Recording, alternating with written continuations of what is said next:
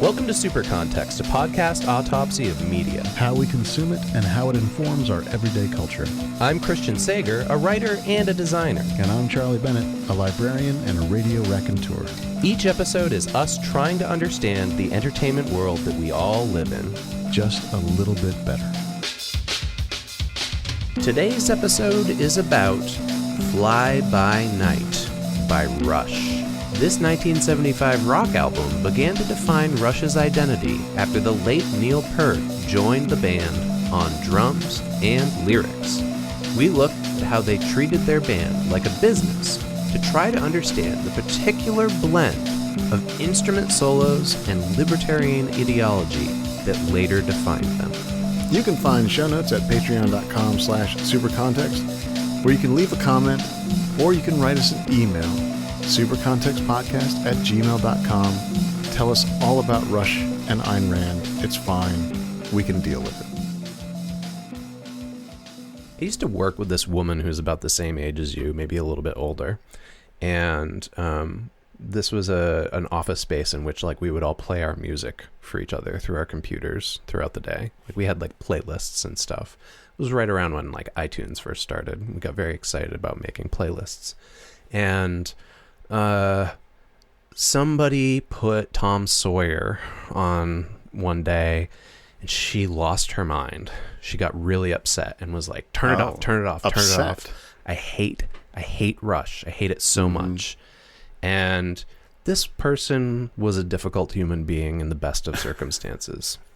But she proceeded to explain to us how she, Tom Sawyer came out when she was in high school, and that she really hated it, and she hated all the guys in her school who listened to Rush and would talk at her about Rush.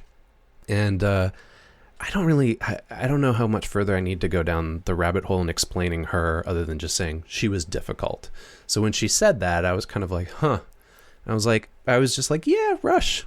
I mean, I listened to him a little bit, but I'm not super excited about it. And she just went on and on and on about how she had a traumatic Rush experience. The way in which she had a traumatic Rush fan experience, it sounds like. I think so, yeah. And so I think of her whenever Rush comes on now. That's a bummer. And I think of something I told you on a mini episode or maybe in private a couple weeks ago, which is that when I was 14 years old, I owned Rush Chronicles on tape, on cassette. It was 4 cassettes, and I had pictures of Geddy Lee, Neil Peart, and Alex Lifeson. Is that how you pronounce all the names? I mean, you might as well just say Geddy, Neil, and Alex, since we're such good friends now. I cut them out of magazines, and I taped them up on my walls, along with stuff that I'm really embarrassed to admit were on my walls when I was 14 years old. You know, what's extraordinary is that most people would assume for you that the idea you had Rush up on your wall would be the most embarrassing. So now it's what's the other stuff? By no means is it the most embarrassing thing that was on my wall. I had pictures of Anna Nicole Smith from Gap ads cut out and put up on my wall when I was 14 because I didn't know any better. I mean, I'm going to have to give you a pass on that one. 14 years old and Anna Nicole Smith? Yeah, you get a pass. So I listened to Chronicles, and I would talk about Rush with my friend who was also 14 years old.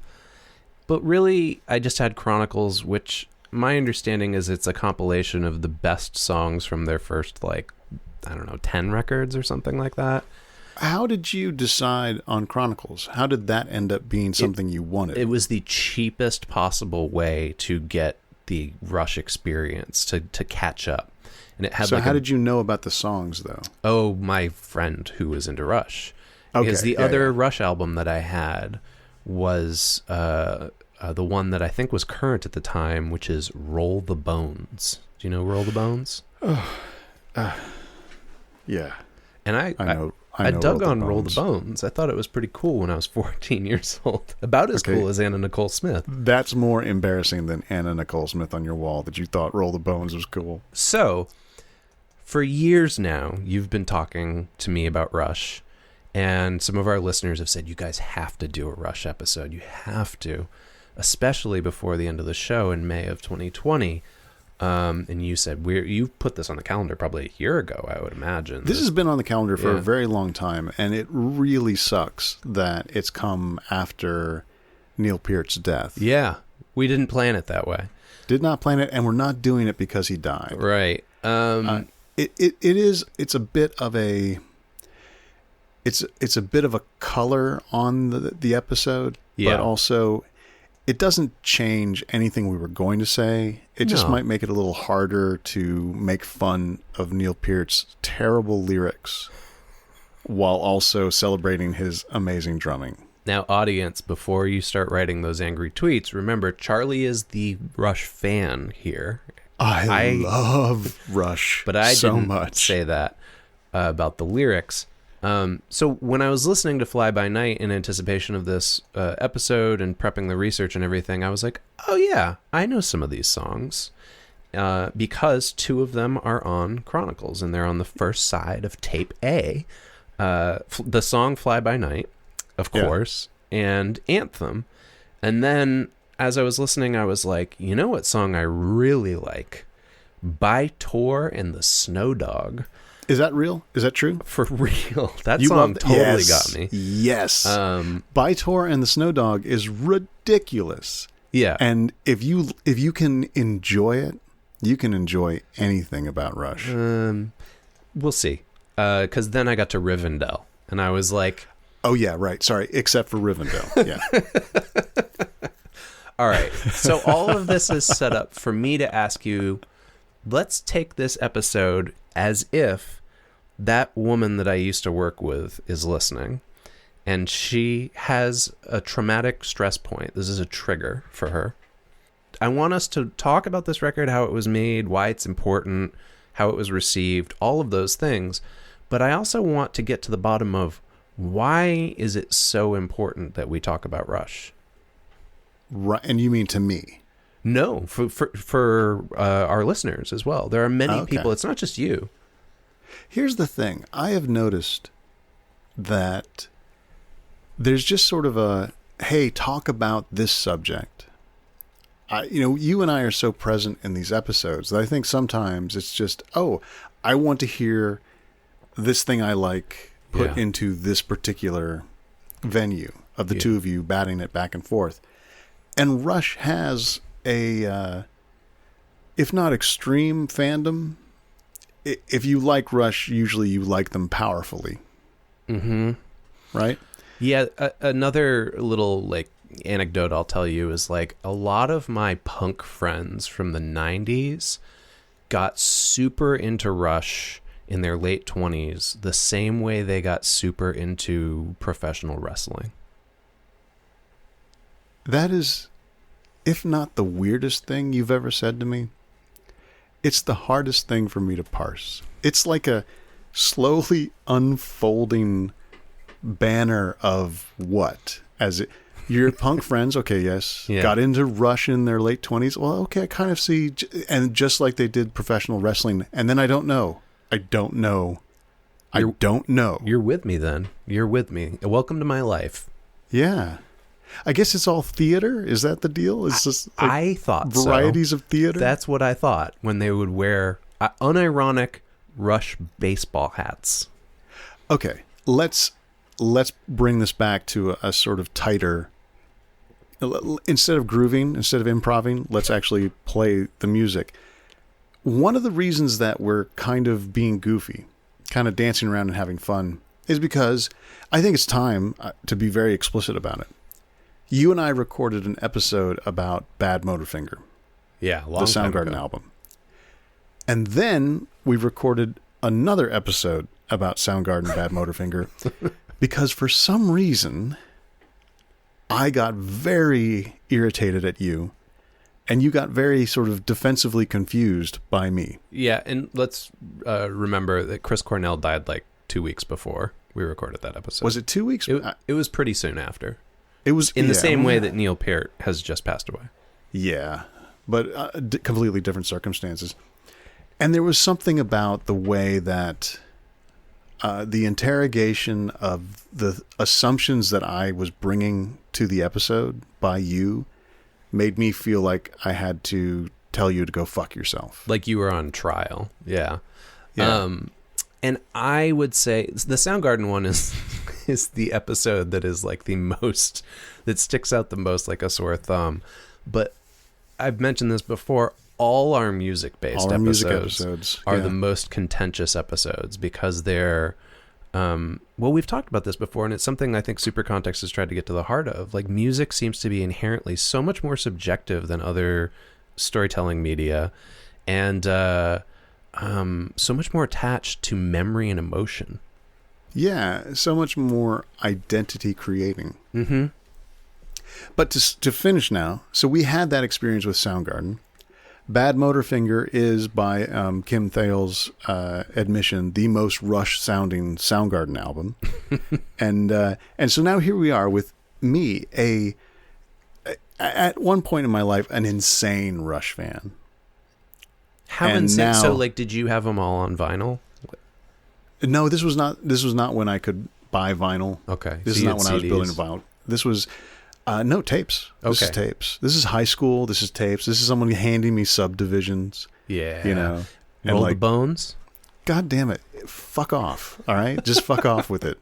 No. Grace Under Pressure, Farewell to Kings, and 2112.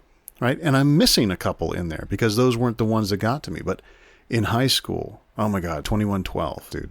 It's Rush is like melted down teenage ennui angst nihilism.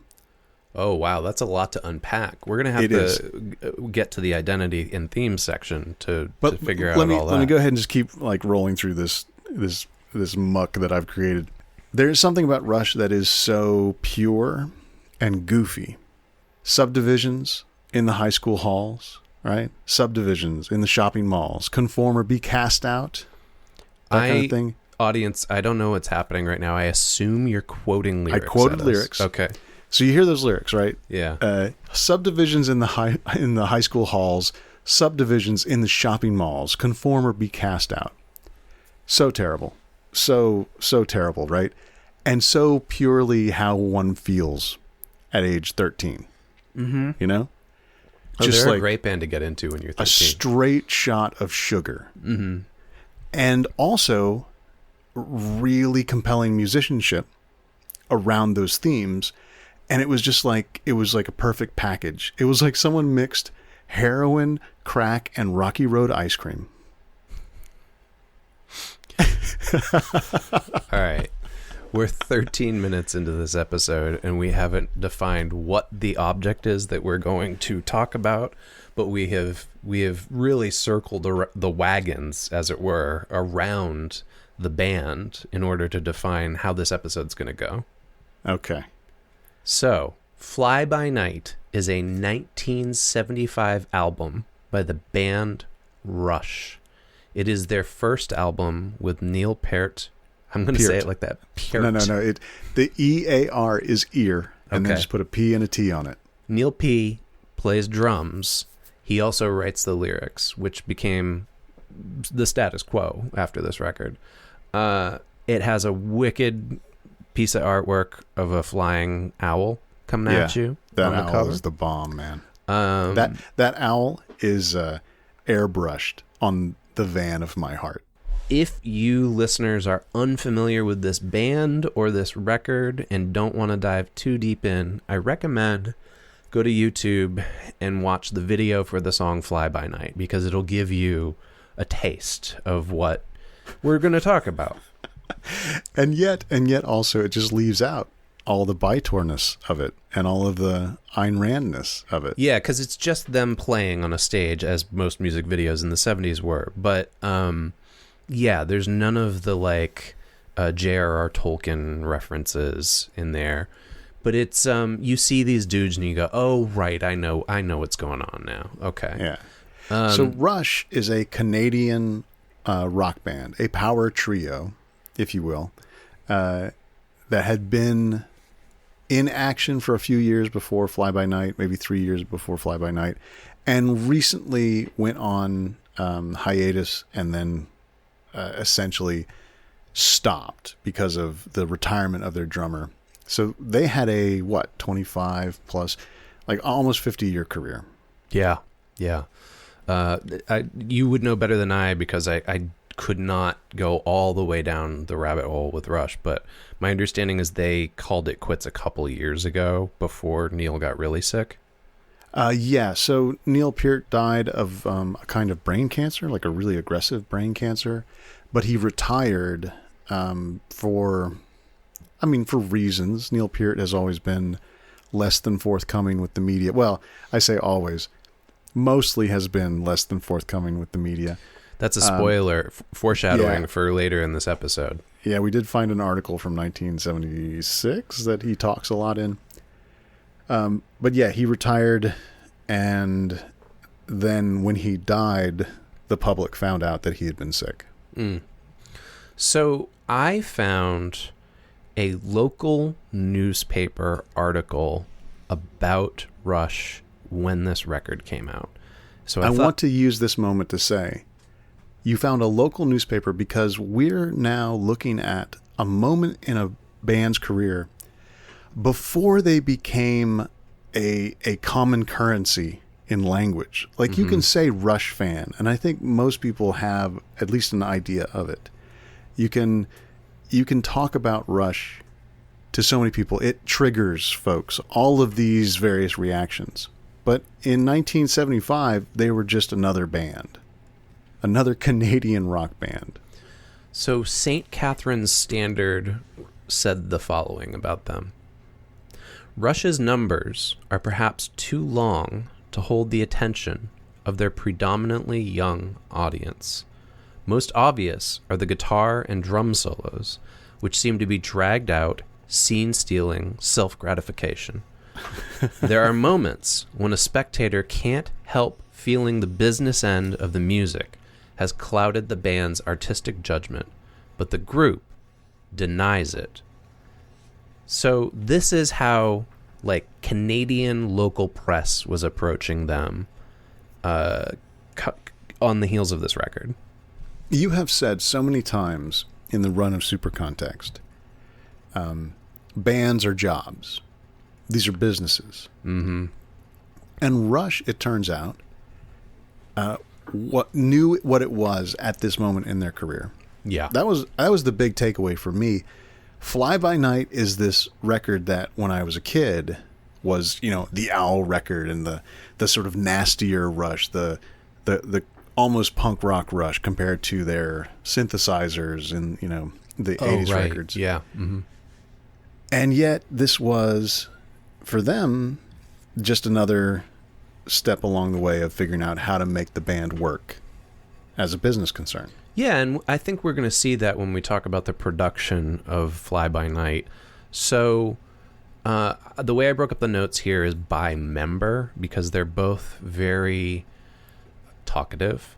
And I wanted to kind of sort the things that they said by each person that was saying them, rather than the back and forth that you get in like traditional music magazine interviews. So Neil is the first one that I want to talk about in terms of like his approach to this record. Now, remember, he was the drummer, but he's also the lyricist. Now, the way that it went was that Alex Lifeson and Geddy Lee had been playing in Rush for 7 years already. And the drummer was a guy named John Rutsey. And he played on their first album. Now, there is some dispute over why he was no longer in the band. It's interesting, depending on when the articles published Charlie, they say different things. So around the time that Fly By Night came out, they just said he didn't like the musical direction the band was heading in. But then there was more information later on where they said, actually, like, he was sick, he had diabetes, he was worried about going on the road and having to take his insulin, and there were personal problems. And so we replaced him. There's stories about John firing Geddy.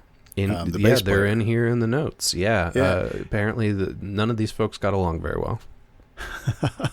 Geddy Lee says about John Rutsey, that was hard. It was clear that there was going to be a break with John sooner or later. What he wanted to do as a musician and what we wanted to do as musicians was not the same. And eventually that would have caused the band to break. Now, in this quote, you could say, oh, Rutsey was like the Bonham drummer, but they were going to be all prog rocky. I don't think that's what he's saying at all. I think that this is about running the band as a concern. The not wanting to go on the road because I'm sick versus, hey, we got to go on the road because it's important that we build this thing. In that article we quoted at the beginning, they said, whether Rush is a fly-by-night group or a viable force depends on their success with the American audiences. Mm-hmm. Right? The Canadian press is all about, we got to send our guys, south to see how they're going to do. Yeah. So Alex Lifeson, though, he speaks about it like this. He says, at the time, Geddy Lee and I were getting into progressive music, Yes and Pink Floyd, and we wanted to work that into Rush. And John was more of a, quote, straight rocker. So we were relieved when he was gone, but it felt weird without him, and it especially felt weird when we started auditioning new drummers. Now, Geddy, I inserted this. This is Geddy later on talking about how bad things were between him and John. That's right, because we described the whole musical direction thing, and then as people became more comfortable talking about the past. Yeah. So Geddy Lee says, John would get into these really foul moods where he couldn't stand you, and out of the blue, he wouldn't have anything to do with you. He was very influential on his friends, and he really had that kind of power. And one day he turned on me, Geddy Lee. The next thing I knew, the band had broken up and then reformed with a different bass player, and they changed their name. It was obvious they just threw me out of the band, and they didn't have the balls to tell me to my face, and that was typical of both John and Alex at the time.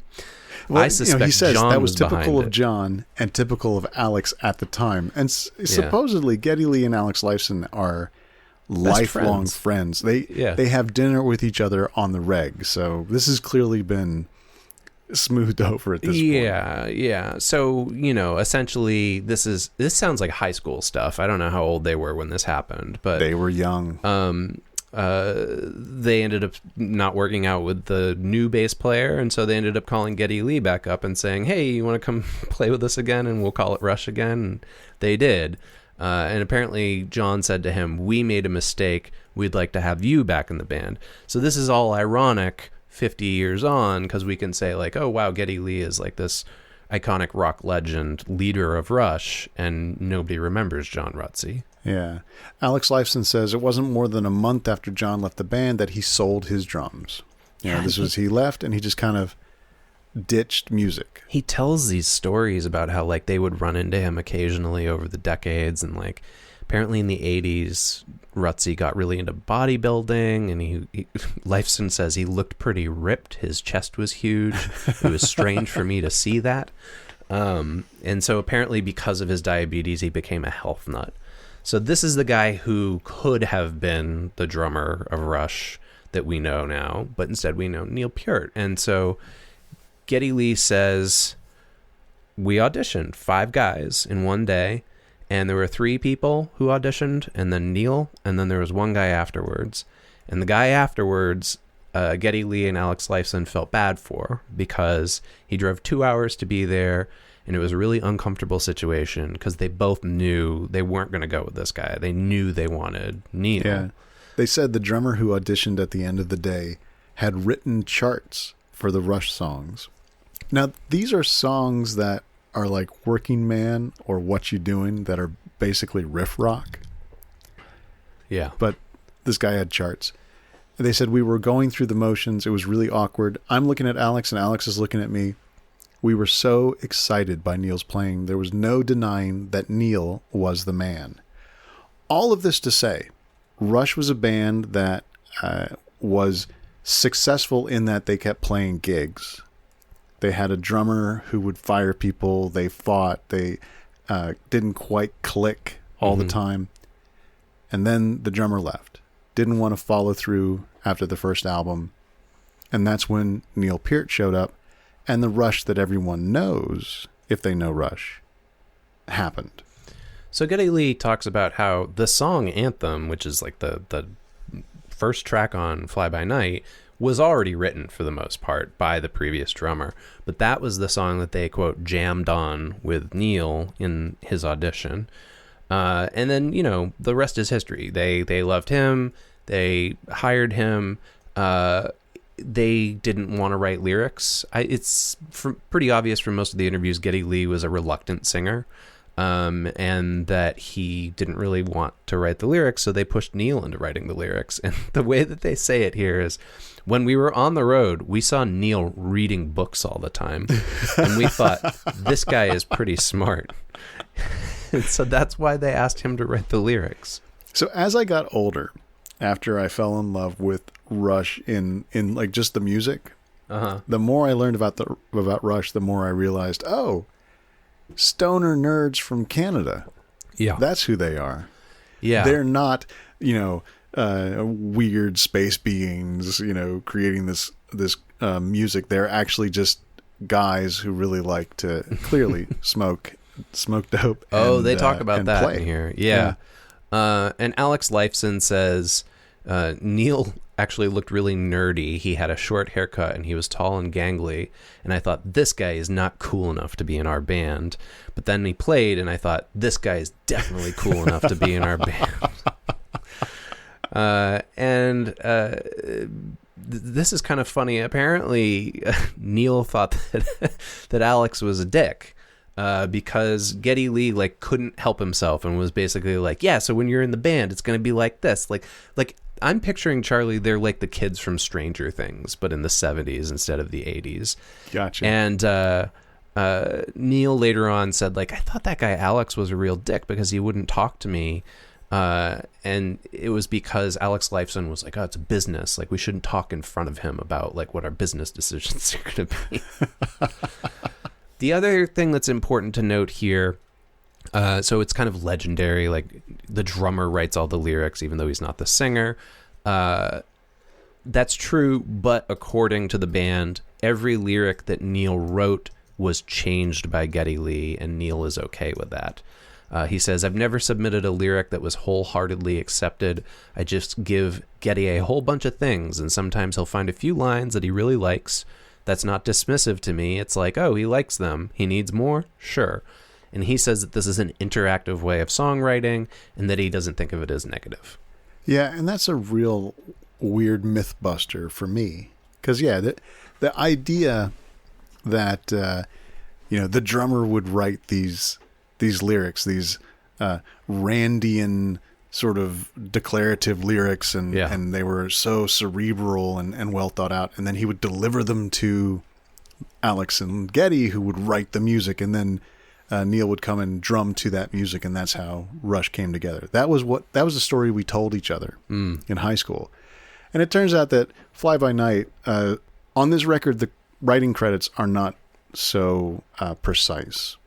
So the idea that this record, oh, Neil joined the band and now everything is music, Lifeson and Lee, lyrics by Peart, it's not like that. You go down the list here and it's like Best I Can is Geddy Lee only. The Beneath, Between, Behind, which is a great song, is Lifeson and Peart. They were still just bringing riffs to each other and writing songs and putting together things that they had in process. So there was an interview, and I think it was the one that I quoted at the top of the episode, the St. Catharines Standard, where they were kind of like asking Rush about their style. I don't think they understood what prog rock was yet. And Neil was interviewed, and he explicitly says, our music is progressive rock, and every night we perform, we get psyched up easily because we really enjoy doing it. Do you think that this record is prog rock? Yeah, a little. Yeah, a little, right? It doesn't. Not put it up compared against to where they go later on. Yeah, put it up against Fragile, and it does not sound like progressive rock at all. But in 1975, they were into prog rock, and they were trying to incorporate that into their music. And you mentioned the Randian thing. Buckle up, everybody. We're not going to do it right now, but later on in the episode, we're going to consult an interview done with the band around this period of time where they really talk deeply about the meaning of their lyrics, but also their political ideology. Yeah, it turns out that Neil Peart was the C.S. Lewis of objectivism. So let's move on to the stuff that Alex Lifeson said around this record. So first of all, I'd like to point out, we weren't kidding when we said he and Geddy Lee were best friends. They met when they were 13 years old. They met in junior high school. He says, we were aliens in a class of conformity, and so we became best friends. He talks about how they started the band, and that the way he defines it as the turning point for Rush as a band was in 1971. Why? Because the legal drinking age changed in Ontario. And so it became 18 from 21, and they were young enough that they could play in bars. So he said, now we could play in bars. Suddenly we had this opportunity, and we became full-time musicians. He actually said, we were, quote, a concert band forced into clubs, meaning the early part of their career. Like, really all they had to play in were these bars around Canada. Yeah, and they felt like they were being typecast as a bar band, even though they were playing these known compositions, right? These, as Alex says, fave heavies. But he says, once you get into the clubs, it's hard to get out. Kids still think you're a bar band. We changed the image of bar bands. We were the first Canadian act with a cover charge. That is a crazy fucking sentence. I'm going to say it again. Alex Lifeson says, we were the first Canadian act with a cover charge. Now that we don't need clubs anymore, the situation's improved immensely. All right, so let's try to explain what that means. So what he's saying is, before Rush, you would just show up to bars and there would be a band, like a house band playing. But you didn't have to pay to get in. They were just playing, and the way the bar made them... Because why would you pay to listen to a bar band? Yeah. It's like Roadhouse. You would just go in and you would, drink your beers and get into a fight, but like you didn't really pay attention to the music. And he's saying we were the ones who like instituted, so like you show up and you pay $5 to see Rush. Yeah, because they changed what bar bands were considered. Yeah. In Ontario. So Lifeson refers to this period of time as their training period, and he says it was really good for them. He said at the gigs, everybody was indifferent. They didn't really have a lot of interest in them. And he said there would be maybe a dozen people. And then he said, but the better that we got at it, we started to develop a following. And so this is kind of how they became the band that they are. And then he mentions later on, after this record came out, apparently they won a Juno Award for it. And they heard about it when they were touring in the United States. And he said, this is like a big moment for us, because like we've gone from being this bar band, we've put out our second record, we have this new drummer, we are becoming this business, and then we won this award, and it's going to help us get work, not just in Canada, but in the US, which is where the big market is. So again, Alex Lifeson's like the businessman of Rush. Now, Geddy Lee, bass player, vocalist, he also has some stories about what they were like as kids. Geddy says, we wanted to be rebellious, to break away from our families like all kids want to do, and we both had a really deep passion for music and wanting to play it. Almost every day we'd go to his parents, Alex's parents' place after school, and we'd jam for 2 hours. And this is where we have the quote about him not wanting to be the singer. He said he was shy. He didn't want to be a front man for a band, but then he had the best voice of Rush. And he says, stepping out in front was not natural. I just had to learn how to deal with it. We're kind of pounding this home, but it does seem like we found all these bits and pieces that make it clear that the Rush that became Rush happened because of simple decisions like, well, I can sing, so I need to be the front man. Mm-hmm. He reads books, so we're going to have him do the lyrics. You got to get good in a bar to be able to play in a club, et cetera, et cetera. Yeah, very practical. As opposed to my Rush experience in high school, which is, where did this alien music come from? Right, that it Why was are like they so somehow, good? Beamed to earth from the gods. So let's talk a little bit more about Geddy Lee. You were joking about this before we went on air, but everybody compared and continues to compare him to Robert Plant. And he is well aware of this. And he says, yeah, we're always compared to Led Zeppelin. My voice happens to sound like Robert Plant's. That is just an unfortunate coincidence. And Neil says, look, we are definitely not trying to follow in Led Zeppelin's footsteps. Like, we're our own thing. And then Geddy Lee goes on to say, like, you know, I enjoy bass more than I enjoy singing. That's why I don't like take off the guitar and run around on stage like Plant does. Like, I'm not interested in that. I want to be a bass player. Okay. So talking about the record, Geddy says Anthem was a holdover. Pretty much everything else on that album was written fresh. With a lot of the songs on that record, the music came first. Sometimes Neil would have a lyric and Alex and I would put the music to it. One song that happened like that was Beneath, Between, Behind, which was the first lyric that Neil wrote for the band. Okay, now, this is odd because the liner notes say that Alex Lifeson wrote the music. Okay. You know, and at least one of the songs is credited to just Lifeson or just Lee, as if Neil didn't have a part in it. So let's stop for a second here, because this is the kind of Rush minutia that I think the woman that I used to work with would groan at. Let me back up for a second here. One, why is it important to you as a fan who wrote what? And two, do you think it's possible that they purposely listed it in such a way that they were accommodated financially according to the way that they wanted to be? Maybe. It doesn't seem to be as well thought out as that kind of thing would be. I mean, I remember hearing about Queen, how they had all of their credits were like very particular. Who wrote the music? And then when they had troubles, one of the negotiating things was, we're going to credit the band with all the songs. Yeah, right. So that's a thing for me. Most of the music I grew up listening to, other than these Rush records I had when I was 14, it just is, the band wrote these songs together. It's not broken up by band member. And that seems to be a very specific thing to not just this genre, but this period of time in rock and roll. So to explode the minutia side of it, it's very interesting to me that this record, which is like the start of Rush, start of Rush as we know them, is distinctly different in composition from all of the albums that come later. And they kind of tell the story different than they credited themselves on the record. That's why it's important. Yeah. I mean, my suspicion is just that, like, the composition is different because some of the music was written with somebody else and because Neil hadn't quite found his place yet in the band. But when it comes down to, like, who wrote what, that part is confusing to me.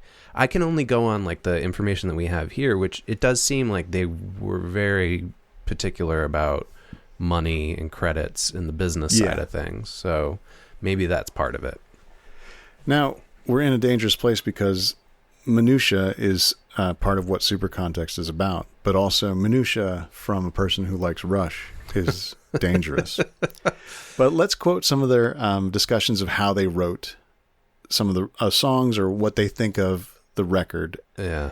Let's see. Geddy says there's a lot of diversity on Fly By Night, more than the first album. We had heavy songs, but we also had a really long, quiet song called Rivendell, which was our first attempt at showing the lighter, ballady side of Rush. We liked having a bunch of different styles on that record, and that diversity was something that carried on through every album. Okay. And then he also says, oh, go ahead. No, I was just going to say, can you confirm that as a, like, hardcore Rush listener? You feel like that diversity is something that they're known for? I think the diversity he's talking about really comes down to these are rockers and these are ballads. And this is a long piece and this is, like, I don't think that a bunch of different styles to Geddy Lee about Rush is the same as what some people would say a bunch of different styles on a record should sound like. Yeah. Okay. He starts breaking it down by song. I don't know how deep we want to go into this, but the The song that I liked the most on this record turns out to be like a Goofy song that they named after the dogs that their band manager owned. He had Bytor and the Snow Dog are named after a biter, a dog that was a biter and a white dog.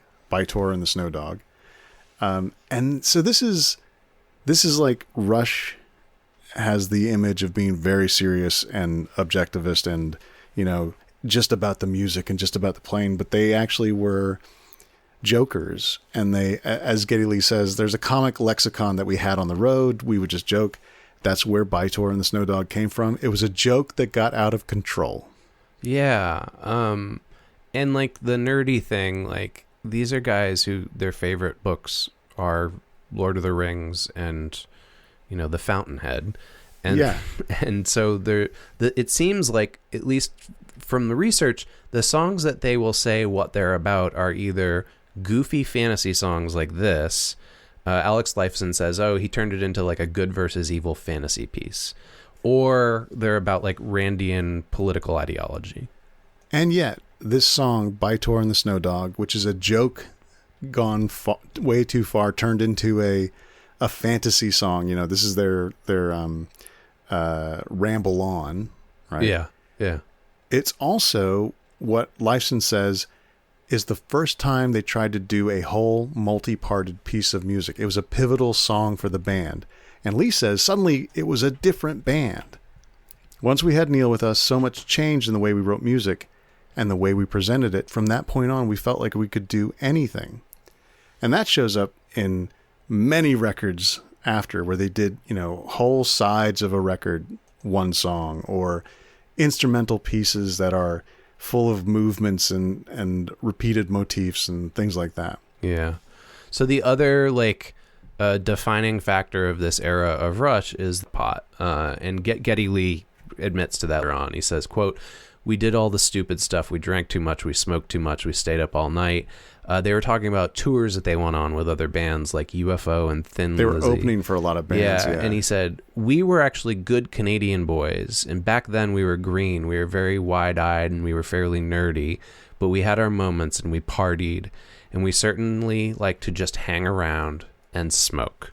So these are like this is really like all bringing it together, you know, like Lord of the Rings, Ayn Rand, prog rock, weed, you know, it rock and roll, right? Yeah, being rock and rollers, a bar band that now can get people into the clubs, and now they're touring with. They toured with Thin Lizzy. Mm-hmm. Yeah. Okay, so that is from the mouths of the musicians themselves. Let's talk a little bit about the production of the record and then the business behind it. So this record was produced by a guy named Terry Brown, who's a British record producer, and he worked on this record, and he also worked on their 1982 record Signals. He is apparently also noted for his involvement with the pop band Cutting Crew, which, you know, I vaguely remember. There are other funny. credits. You just made me realize something. Yeah. You saying that he worked on the album Signals, of course, that's what I was calling Subdivisions. Signals is the album that has subdivisions on it. This is a sign of my mental decline, man. How many times did I tell you we were going to do an episode about Anthem? You did, yeah. I thought Anthem was a record. He apparently also worked on 2112, as well as A Farewell to Kings, Hemispheres, Permanent Waves, Moving Pictures, Exit Stage. He produced a shitload of Rush records. He also, though, went on to work on stuff by bands like Voivod and Cutting Crew, like all over the place. Like I don't know that you could really define what this guy's style is, but it's interesting.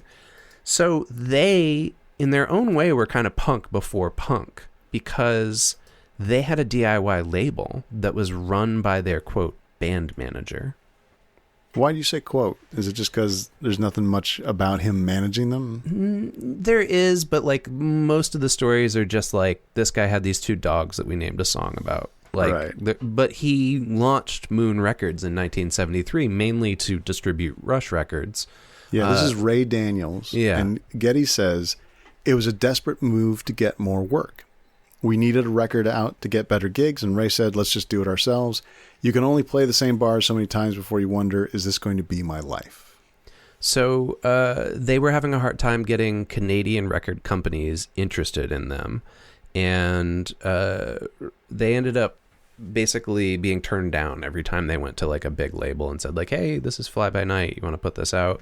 And then they finally got the American record company Mercury on board. But before we get into that, Charlie has pulled another piece of ephemera about them, and specifically Terry Brown. Yeah, so this is from Canadian Composer, a magazine about, I guess, composers who are Canadian, from January 1975. The cover story is Rush, Living the Rock and Roll Lifestyle by Richard Flohil. And the blurb for this, in the table of contents is Alex Lifeson, Geddy Lee, and Neil Peart are Rush, a touring rock and roll band on the brink of major success, both in Canada and the United States. And this is what Flohil writes. As you read this, in early January 1975, Rush is in the studios with Terry Brown. This is the second album. It has to be a showstopper. It will have at least one hit single on it. The material, written and honed in performance in the last eight months or so, has to be exactly right. This record can make Rush or consign it to the list of good bands who came close, but never quite pulled it off. If Rush can do it, then Lifeson, Lee, and Peart will become millionaires. Just like the guys in the Guess Who, just like Gordon Lightfoot, just like Randy Bachman and Fred Turner. I mean, this is this is kind of proof positive how separate the Canadian music industry was from the American music industry at that time. But also, I think despite Rush's huge success and strong fandom, I think there are some people in the world who would say like, they're a band that never quite pulled it off because they're not like Led Zeppelin or the Beatles big. You know what I mean? Like they're not right on user-friendly radio all the time. I believe that this article is a bit of writing what the guys told the author into a way that's like, I don't think that Richard Flohil just said, okay, I know all about Rush. They have to have a showstopper. They have to have a hit single. That sounds like someone explaining, this is our plan. This is what we need to do. Probably the band manager with his two dogs. Yeah. This is what we got to do. And I just love that it, they are comparing themselves to the Guess Who, Gordon Lightfoot, and Bachman Turner Overdrive. Yeah. So I guess because that's what was popular in Canada at the time. Those were the millionaire rock and rollers, I guess. So sorry, I think I misstated this earlier. Moon Records, by the time Fly By Night came out, they were already distributed by Mercury Records in the United States. Yeah, they were shopping the first record around, trying to get labels to distribute them, I guess. And it was after Mercury's, what Alex Lifeson says, they offered us what we wanted, and a few days later the deal was cinched. Moon is now a production company distributed through Phonogram, which is part of Mercury Records. And then that was the moment that Rutsey left the band and they grabbed Neil Peart for the tour for their first record. This is when they're talking about all this material that was honed on the road. They had to hire a drummer to play the first record so they could then complete this first push to become a successful rock and roll band. And then they went back home and started making big plans. So real quick, Mercury, because we always do this, again, notes I didn't pull, but I'm referencing real quick here, Charlie. Mercury is no longer a company, which is weird because like that was like a major record label when I was buying my Rush cassette tapes. But they were owned by Universal Music, one of the like big five. And here in the U.S., the Mercury operated Island Records and were distributed by Virgin EMI. Yeah, Mercury is all over everything I listened to in high school. I kind of don't. I know you're right, but I kind of don't believe that Mercury doesn't exist. You know what I mean? You think like there's a shadow Mercury that's still running behind the scenes? It just feels too present to have disappeared. Well, yeah. So they were a big deal at the time. They're no longer a big deal because they've, I guess, been merged with Def Jam Recordings in some way.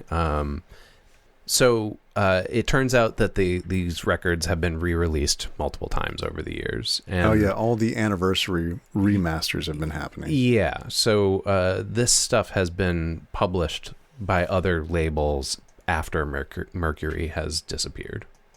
And I don't think Moon Records exists anymore, even though assuredly Rush has some kind of ownership of their material. I just hope Bytor and the Snow Dog exist still. But you know what?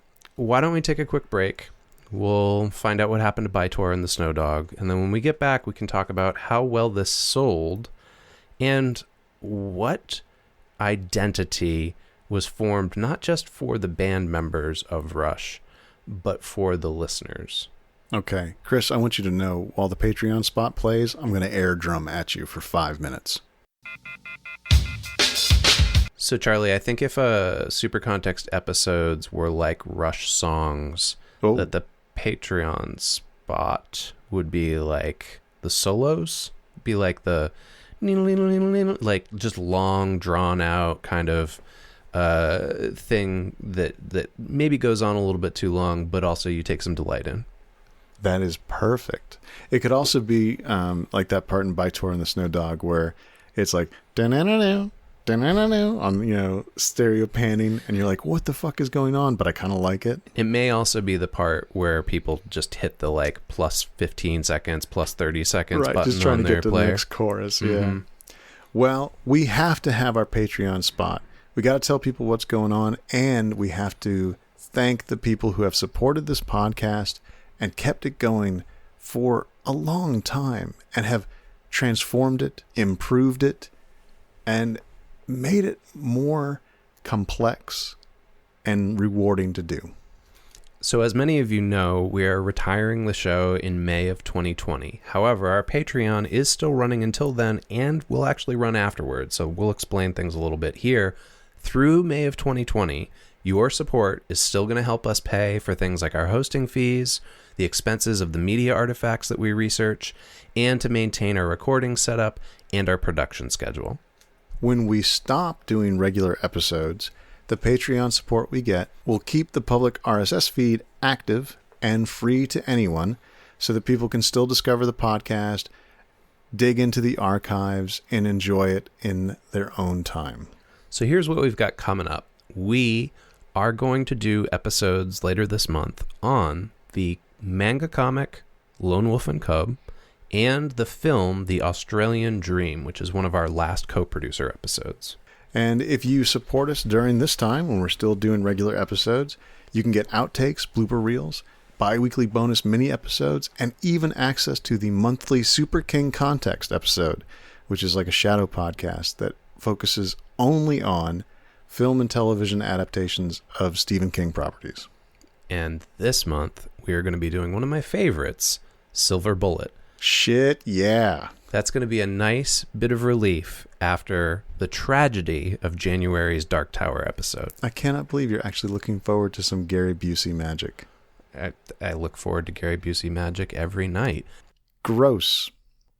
Now, this next part isn't as great as Gary Busey, but it's pretty good because this is where we thank each of our patrons for their support of the podcast. And let's start with our newest patron, Seth Friedman. Thank you for joining us, Seth. And also, thank you for your support, Alex Laird, Alice Florence, Ambrose Allen, Amit Doshi, Andy Riggs, BB Schwells, Bennett Callahan, Beth Barnett, Billy Whitehouse, Bing Bong Man, Brian Chovanich, Caroline Zoids, Chris Marlton, Cliff Landis, Coco, Dave Jordan, Dave Wachter, Eilish Phillips, and congratulations on that PhD, Elijah Tilstra, Evan Mapstone, Fred Rasco, Gregory C. Giordano, Ira James Udiskin, and Jason Puckett.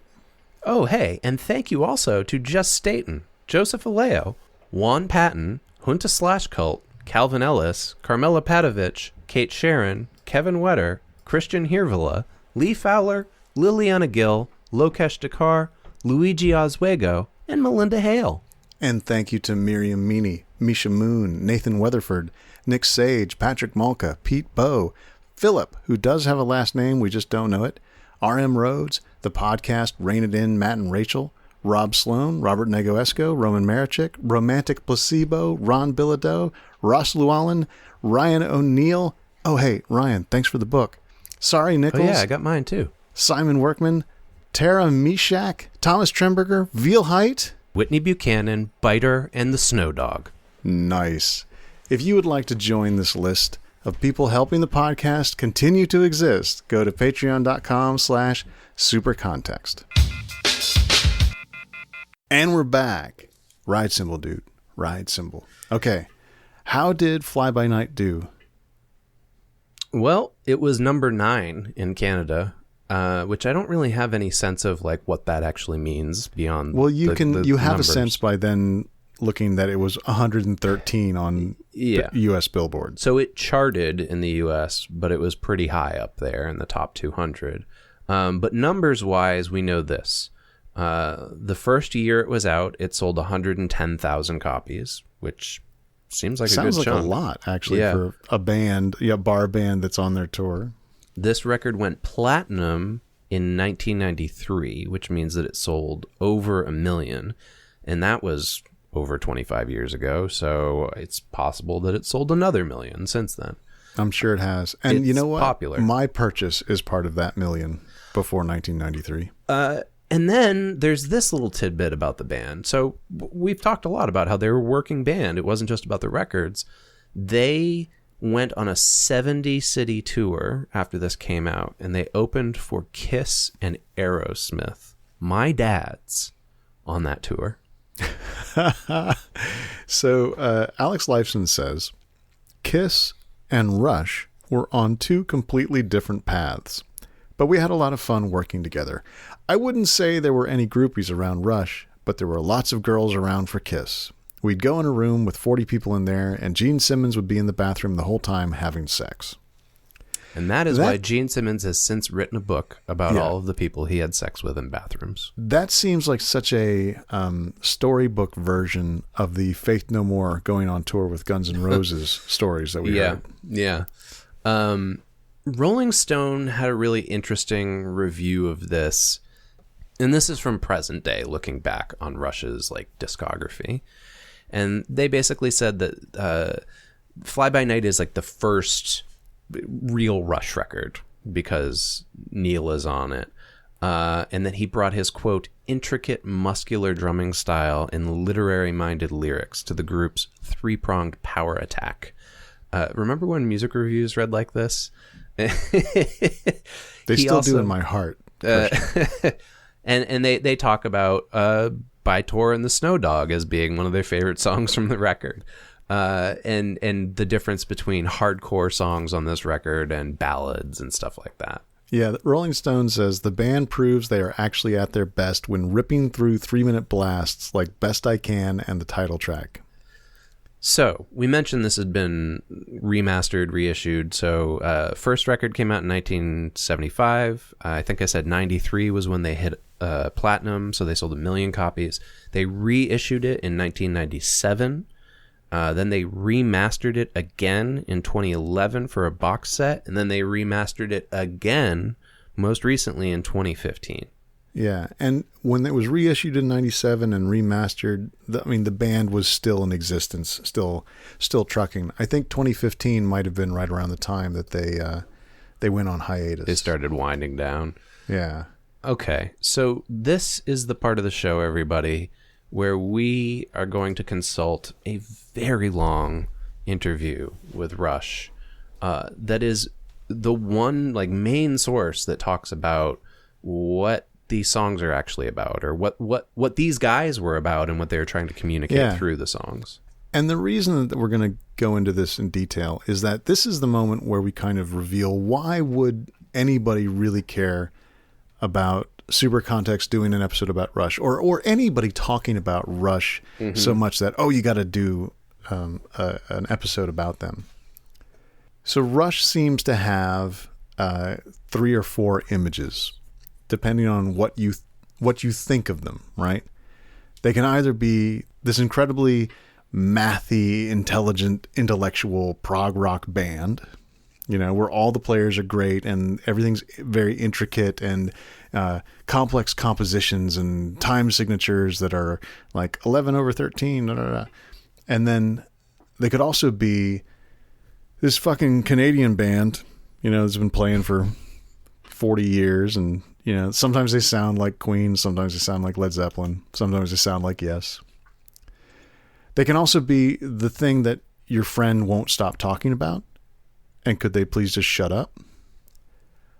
Or they could be this Ayn Randian, objectivist, libertarian, sort of proto-fascist band that hides their politics behind this really shiny music. Yeah, so I think I said something to you when we were prepping for this episode, like in passing, like I'm pretty sure that a lot of their lyrics are about libertarianism, right? And you were like, oh yeah, like a lot, like, and these are things as like a passing listener of Rush that I was aware of, like a lot of the facts that you just stated. For instance, this is from one of the descriptions of them that was in a resource that we consulted for the episode. Rush is known for its musicianship, its complex compositions, its eclectical lyrical motifs, and they all draw on science fiction, fantasy, and philosophy. Yeah. That's kind of generally what I knew about them. And I didn't realize how deep this went, though. Yeah. Here's the rest of that description. The musical style has changed from a blues-inspired hard rock to progressive rock to a period marked by heavy use of synthesizers. That's a musical style, heavy use of synthesizers. I would assume that's the 80s, right? Yeah. Oh, yeah. But okay, before we dive too deep into the libertarian thing, Charlie, we would be remiss if we did not mention representation just a little bit, right? Because I think it explains probably part of why they like Ayn Rand so much. They're 3 white straight dudes from Canada. Yeah, you don't have to hide it. Yeah, they were white male Canadian stoner rock dudes. So I don't know how to put this. This seems to speak to them. Like reading Anthem or The Fountainhead like spoke to them in a way that it might not speak to everybody. And in the way that their record subsequently spoke to another generation. And probably got them to go read these books. Yeah, when's the last time you checked to see when The Fountainhead came out? Oh, boy. I haven't read that book since high school. Okay, 1943. Fountainhead is 1943. Really? Yeah, and Atlas Shrugged was 1957. There's that much time between those two, huh? That's wild. Yeah. And Anthem, which is the novel that the song is named after and whose themes are sort of replicated in there, was as early as 1937. Oh, wow. That's intense. I didn't realize all of those there was so much distance between them, but they were as old as they are either. Yeah.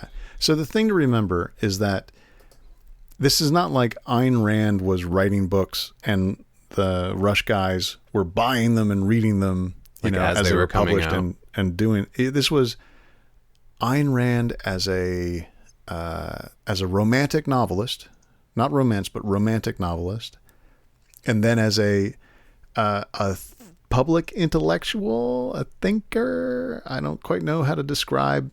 I recently listened to someone's carefully detailed argument about how it's possible to describe Ayn Rand as a philosopher, but that also seems to stretch the definition of philosophy to a kind of thinking about how you want life to be as opposed to thinking about how people think. I feel like she's somewhere between Hannah Arendt and Ann Coulter, right? Like, Jesus. If she were alive today, she would probably be a talking head on cable news. Oh, if she was alive today, she would be, she'd be Alex Jones. Oh, geez. Well, a talking head on cable news. And I don't mean Alex Jones like she would be ridiculous. I mean that she would be a marginalized figure. She would be Joe Rogan. Oh yeah, Joe. She would be she would have an outlet, and she would have a very sort of constructed and sealed kind of life philosophy that a lot of people would find compelling. So she'd be a little bit like Jordan Peterson, right? Or interesting. Or Yeah. Joe Rogan, or this is not an Ayn Rand super context. No, and I that would be real tough. But we're trying to set the stage here for this interview. So, all right, everybody, buckle up. This interview is published by The Guardian, and it is called "You Have No Freedom, You Do What You're Told to Do" by the Socialists. And it is written by somebody whose only name listed is Miles. I don't know if that's their first or last name. And it is a long piece about how they were sent out to go on tour with Rush because they were the only journalist in the newsroom who knew who Ayn Rand was. Yeah, here's the quote. Yeah. I got the job of interviewing Rush because I was the only one on New Music Express who knew who Ayn Rand was. Simple as that. Ayn Rand? Oh, she's an obscure, ultra-right-wing American cult writer of the late 30s and early 40s, and yes, Rush follow her ideas. The epic 2112 is a rewrite of her book Anthem, and they also name their Canadian record label after the same book. But more about her later. So, everybody, I'm just going to say this, like, I cut a lot out of this because basically what happens is the author of this piece tries to engage them in an intellectual debate about libertarianism or the definition of freedom versus socialism. And Neil Peart takes the bait. Yeah. And the two of them just argue for, I would say conservatively, 2,000 words of this article. So there's a lot in there of Neil Peart saying hard rock is our kind of music. You know, saying this is where we come from. This is our particular genre, not late 60s, but the music of the late 70s. The people we followed were Jeff Beck, The Who, Cream, Hendrix, mainly British bands. And you might think there's a stronger British influence on our music because we're Canadian. And then he tries to explain why they're more popular than Aerosmith or Kiss, who are both called heavy metal groups in this article, by the way. So let's put the brakes on for a second here. So we talked about this off air. Some of the articles referred to Rush as being more popular than Led Zeppelin. And then this one is referring to them as being more popular than Aerosmith or Kiss. I don't know the numbers, Charlie, but all of that seems crazy to me. Like those, maybe it's the difference between the U.S. rock and roll audience and international audiences, because this was overseas.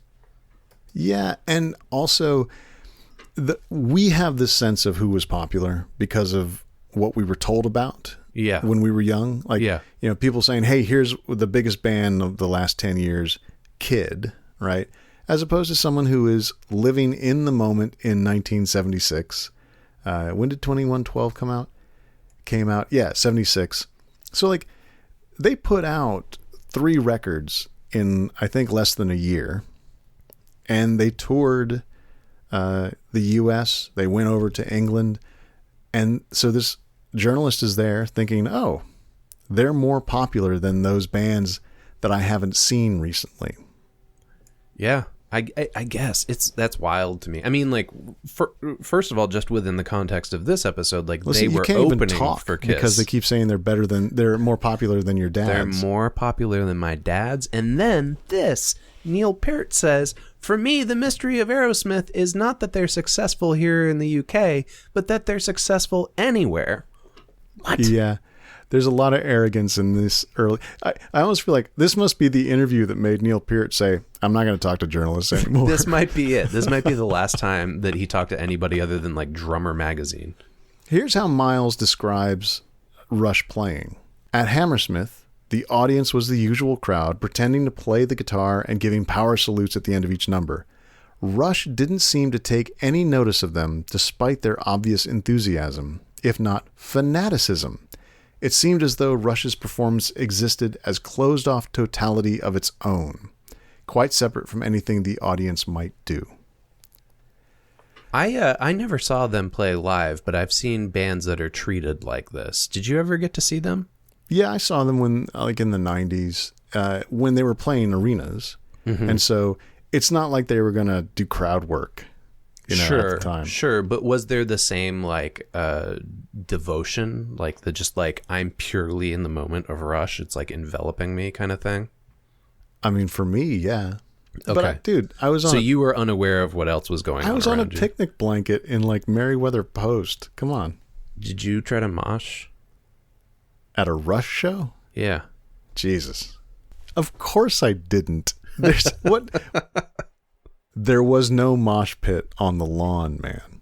There's mostly wine and cheese and people air drumming. Okay. So this guy comes in hot. Like, he's like, not only do I challenge you intellectually, but like, your audience are a bunch of weirdos. Did you even pay attention to your audience, Rush? And Geddy Lee is like, from the perspective of our audience, they're seeing what is happening with us on stage as an interaction. But that's not how we see it. We just have a goal, and it's to achieve a certain standard to get to. If you don't get that, no matter how wonderful the audience was to you, you still know when it's time to get off the stage. This is like some very zen Geddy Lee. This is the first time that I've actually read a Geddy Lee quote that sounded like this image that people have of the libertarian Rush, the arrogant Ayn Rand following Rush. But it does sound like, we're not concerned with what they think of us. We want to play a set that is up to our own standards. Almost like they don't even know there are other human beings in the room with them. They're just like, we're going to try to be as technically proficient as possible. And there are other people here that paid for that, but we're not interacting with them. And it's not just technical proficiency. Lee continues to say, we're so imbued in our music and our performance that what you're seeing, I guess, is just a level of professionalism. We just couldn't put more of ourselves into it. Are you talking about telling jokes to the audience or telling them when our birthday is? Yeah, so basically like this interviewer was like, you're not doing crowd work. You're not interacting with the audience at all. You're not like, hey, Hammersmith, welcome to Rush. Like they're not doing any of that stuff. They just came out, played their songs, and went back. Yeah. Peart says, we don't want to be Mick Jagger and the Rolling Stones. That type of thing wasn't what we were after. It was most important for each of us to be equal in input and output. Each of us has to pull the same amount musically, in composition, and in every sense of being in the band. Okay, there now is why an hour ago I was like, the liner notes don't match up with what they were saying they were doing. Because by, I guess, the 2112 era, Rush had started creating this image of a unit. The whole point of being in a band is to be one unit, is what Alex Lifeson says. And to have like values that define the whole thing, not just the business, not just the music, not just the lyrics, but the whole experience is theirs for you to observe as opposed to sharing with the band. So then we turn to the Randian stuff. And this is how the journalist Miles phrases it. He says, well, there was all this discussion about individuals and units, so it was inevitable that we had to talk about Ayn Rand, the high priestess of the ultra-right Reds Under the Bed Brigade. It seemed very odd to me that a 70s rock group would dig up a Cold War hero and warm up to her. Now that's a failure of imagination, because Rand was going to become very important in the 80s. When they wrote this, Kid Rock wasn't around yet, okay? So I can understand why their idea of conservative ideology didn't match up with rock and roll. Now, this is a very funny article to me also, because I always thought of it as Neil Peart was the, did you read Anthem before you played the music? And Geddy and Alex were like, oh shit, man, where's our pot? But it turns out that Geddy Lee dove in on this interview also. Oh, yeah. He had been indoctrinated for sure. Although Neil was definitely the one who, like, the ringleader. And again, everybody, we're not going to reenact this for you. Like, if you want to go read it, you can find this article online easily. But we have some poll quotes. Neil Peart says, Rand is just a very brilliant woman, an excellent writer, but a brilliant thinker as well. She has a great clarity of thought. And then Geddy Lee adds, I think she's brought forth a lot of concepts and philosophies that have confirmed for us a lot of different things. I've just found it very positive. I've found it very positive. I found a lot of truth in what she writes. That's a dude who's super stoned who has to say, I found it very positive twice in a row. Yeah. So here's a quote from Anthem that goes into the article. To be free, a man must be free of his brothers. That is freedom. That and nothing else. Because one of the key tenets of the Randian philosophy is that altruism is bullshit. And if one acts in a selfish way, sort of a invisible hand Adam Smith way, for the individual, not just like economically, but in all actions, then society will work out. It will be a free society if everyone acts as if they are not beholden to anyone else. One of her books was called The Virtue of Selfishness, a new concept of egoism. So the author also points out, there are certain points in this article where like they derail and they're not even talking about Rush anymore. It's just like a hit piece on Rand. Yeah, because Miles presents a very sort of, hey, socialism works out pretty fine. The Dole and the National Health Service are doing great. I think it's worth remembering that this is 80s UK, right? No, late 70s UK. Okay, sorry. And that labor was struggling and that the idea of socialism was very appealing.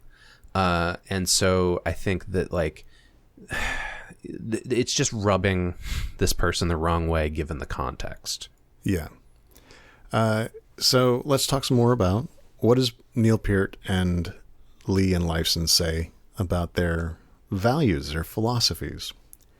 Neil says, we're devoted to individualism as the only concept that will allow men to be happy without somebody taking from somebody else. The thing for me about Rand is that her philosophy is the only one that's applicable to the world today in every sense. If you take her ideas and then you take them farther in your own mind, you can find answers to pretty well everything on an individual basis. Putting the individual as the first priority, everything can be made to work in a way that it can never be made to work under any other system. Now, does this make you feel like, do you want to connect this to all of the other things, all the other qualities of Rush and say like, oh, here's this like technical proficiency, here's this, wanting to have their own label. Here's like, it feels like one could very easily say, okay, let's try and understand how devoted to individualism connects to everything about Rush. Mm-hmm. But as a fan, it feels very weird to me because it always felt like the Rand stuff was just like a little baked in thing that you had to deal with to get the prog. Is that right? Do you know what I mean? I can, yeah. That's not my experience with Rush, but I get what you're talking about.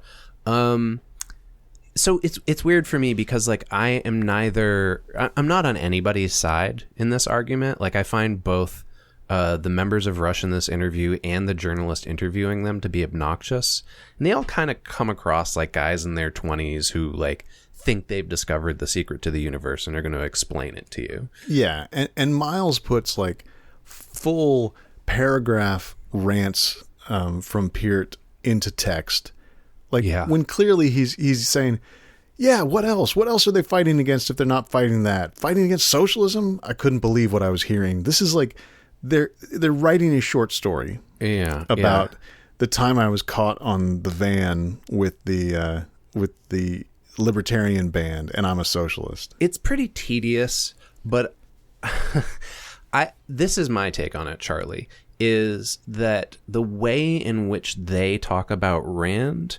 is what a professor of mine used to call the model fits thinking. that Okay. you are presented a model by another thinker, and you take that model and you just apply it to a case study, but then you don't really think any further beyond that about like the larger context that the model exists within, how it might synthesize with other models. I might be getting a little too heady here, but like in general, it just seems like this thing worked, and so they were like, great, we accept that. And in particular, I think it worked for them as a lifestyle, because it was a sort of, at the time, like weird political ideology, but it also supported the business that they were running as a band. It seems protective also of young kids, young guys getting into the rock and roll machine, not getting eaten up. As Lee said, they were very green. Exactly, yeah. So right, they're seeing Gene Simmons like snorting coke off of somebody's back and like having sex in a bathroom, and they're sitting around on the couches in the green room reading The Fountainhead. Yeah, and even Miles, the writer of this article, ends up this hard, I want to say right turn, but hard left turn, I guess you'd say. The thing is, Miles writes, these guys are advocating this stuff on stage and on record, and no one even questions it. No one is on their case. All the classic hallmarks of the right wing are here: pseudo-religious language, quasi-mystical symbols. It's all there. They are actually very nice guys. This is still the writer. They don't sit there in jackboots pulling the wings off flies. They are polite, charming even, naive, roaming the concert circuits, preaching what to me seems like proto-fascism, like a leper without a bell. It's an interesting... I mean, so for you as a fan of this band, and like somebody who I guess paid attention to the lyrics more than I did, like, was there ever a point where you or any of your other Rush head fans were like, I don't know if I agree with the politics here? No. Or was it the way that he's describing it? Like, It was, like that turn of, all of the proto-fascist stuff is there, but they're nice guys. They're, they're very polite. They're so charming. What Canadians they are. Mm-hmm. And I read The Fountainhead in high school. I mean, I got real into that. And when I lost interest in that, I also just started thinking, well, that's their thing. They're writing this stuff, this libertarian, this proto-fascist kind of philosophy into songs about keeping a gas-burning car when they're illegal and then getting chased by robots, right? Or lyrics like, today's Tom Sawyer, he gets high on you. Mm-hmm. It doesn't seem to really go at you with the philosophy. Like, they're not trying to push it on you. They're just sort of saying, here you go. Take it or leave it. Yeah, he says that. Neil does. He says, we're just trying to set an example that we create and we live by. We don't want to get up on stage, and we don't want to be like John Lennon and ram our message down people's throats. It comes down to choice. Okay. So, I think I believe him, and like we've jokingly said this, but like clearly this is one of the last times that he had this kind of an argument with a journalist. Let's hit that home. Some people might not quite understand. Neil Peart is famously not interested in talking to the media. Yeah. And not in a reclusive way or anything, but just he is not present in a lot of the interviews. Geddy Lee and Alex Lifeson seem to be the kind of happy, goofy, welcoming side of the band, and Neil Peart is behind the drums, behind the lyrics, not interested in playing the game of promotion. Yeah. But he was all over this interview. He was, for sure. So I want to circle back to what we started with, Charlie. And, it's been an hour and a half, so I may not have our thesis questions right. So steer me correctly. I think one of the questions was, why is Rush so divisive in terms of like people, and they say it themselves in here, people either love them or they hate them. And then subsequently, why for you do you think it's so important that we did this episode, and like what did we learn here? Okay. So looking at Fly By Night, this first record, Neil Peart arrives and this band begins even though they had been going for a while. Fly By Night does not sound like the Rush that we sort of think of when we think of Rush. The Farewell to Kings or Hemispheres Rush, or even the synthesizer heavy, moving pictures, power windows kind of Rush. The really complicated, intricate, technically proficient prog band Rush. Fly By Night is a messy rock and roll record. And in that start, they were sort of finding their way into what they were going to be as a band, as a business, and as an artistic statement. And what they landed on was, let's not try and present these values to anybody as a thing they have to do. Let's not try to make people believe us or make people think the way we think. Let's try and just create this experience. We're not going to interact. We're going to just give out an example and this entertainment. Peart even says, like, if people don't want to get something out of the philosophy of the lyrics, we have other things to offer. Like merch, like T-shirts and merch and drum fills, dude. Yeah, right. Blickum, no, blickum. I think that's true. I think that, like, they're thinking of the whole package. Yeah. And yet, behind that original sort of push of what is Rush are paragraphs like this from Neil Peart's long quotes in Miles's article in the NME. For some people, freedom is freedom from worry about medical care, for instance. But these things cannot appear magically, This is the overlooked factor. For me, if I'm going to be free, I have to be free from worrying about medicine, free from worrying about a job, free from worrying about food, and free from worrying about a home. You provide that to me. That's what a government has to provide to me to make me free. Obviously, Neil Peart says, that's ridiculous. That's ludicrous. And so who does that sound like, these days to you, Chris? I mean, to me, that sounds like drive time conservative talk radio. Yeah, a little bit. Like the thing that I've always found with guys like, I'm thinking locally in Boston, like Howie Carr, Jay Severin, but I guess nationally it's like Rush Limbaugh and Alex Jones to a certain extent.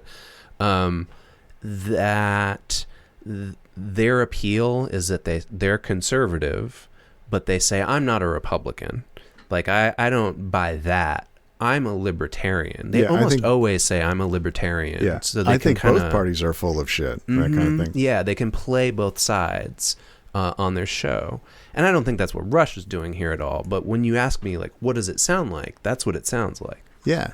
And then that never, ever seemed present in the band when I listened to them. Even when I went back and listened to Fly By Night after getting really into signals and moving pictures and permanent waves, it always seemed like, even if they were presenting the libertarian worldview and a very sort of, look, you've got, people have to struggle. The government cannot provide, you do what you're told by the socialists, that kind of attitude. It always just seemed like, oh, yeah. That's what they say, but that's not in the music. Like, I learned from Rush how to disregard politics because I just wanted to hear the music. And interestingly, I learned to put rock stars on my wall from Rush and didn't at all think about, what they were about or advocating for in their lyrics or the liner notes on their records. I just thought they were like cool looking rock and roll dudes with double neck guitars. And I think by the time they got to you, they had learned that was the best way to make some money. And they had really kind of pulled back on the, here's our politics, here's our values. And it was much more, here's the show, hope you dig it. Roll the bones, dudes. Not the bones, man. You've been listening to Super Context, a podcast autopsy of media. How it's made and how it informs our everyday culture. Our theme music is Human Factor by Mile Marker. And right now, you're listening to Drive Fast by 3 Chain Links. Show notes and all our past episodes are available at supercontextpodcast.libsyn.com. You can email the show at supercontextpodcast@gmail.com to tell us what you like, what you don't like, and to suggest topics for future shows. And I'm available on Twitter as @Christian Sager. And I'm there at Bennett Radio. 2 N's, 2 T's.